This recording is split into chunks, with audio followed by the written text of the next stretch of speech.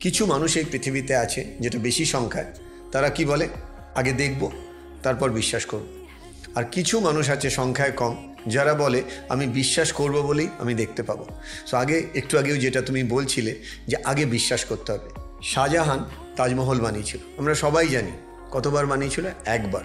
কিন্তু যদি এটাকে মেটাফরিক্যালি দেখা হয়, ফিজিক্যালি তাজমহল বানানোর আগে রিপিটেডলি মোর দ্যান 100 টাইমস এখানে বানিয়েছিল। রজার ব্যানিস্টার, বিখ্যাত নাম, যারা অ্যাথলেটিক্স করে তারা জানে।